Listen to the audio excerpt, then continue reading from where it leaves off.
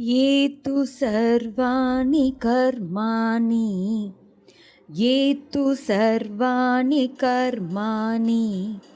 मयि सन्न्यस्य मत्पराः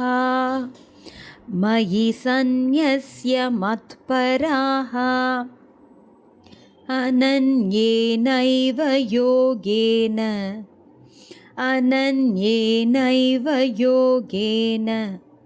मां ध्यायन्त उपासते.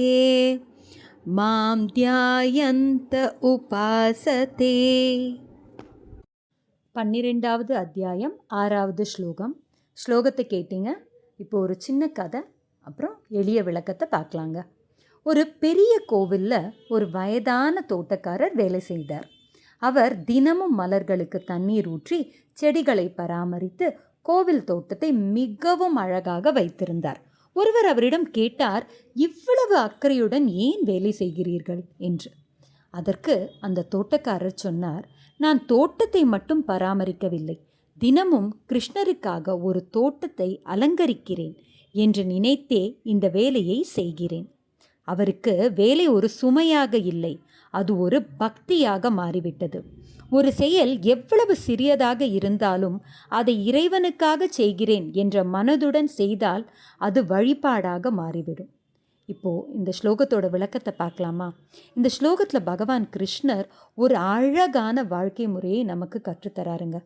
தங்கள் எல்லா செயல்களையும் எனக்கு அர்ப்பணித்து என்னையே உயர்ந்த இலக்காக கொண்டு வேறு எதிலும் மனதை செலுத்தாமல் என்னை நினைத்து வழிபடுபவர்கள் எனக்கு மிகவும் பிரியமானவர்கள். நம்ம கிருஷ்ணருக்கு பிரியமானவராக மாறணும் அப்படின்றது தான் ஒவ்வொருத்தரோட இலக்காவும் நம்ம வச்சிட்ருக்கோம் இல்லைங்களா? நீ செய்யும் ஒவ்வொரு செயலையும் எனக்காக செய் என்பதே இந்த ஸ்லோகத்தின் சாரம். பள்ளியில் படிப்பது, வீட்டில் பெற்றோருக்கு உதவுவது, நேர்மையாக வேலை செய்வது, மற்றவர்களுக்கு உதவுவது, இவற்றை இது இறைவனுக்கான என் சேவை என்ற மனதுடன் செய்தால் அதுவே உண்மையான பக்தியாக மாறுகிறது. நன்றி.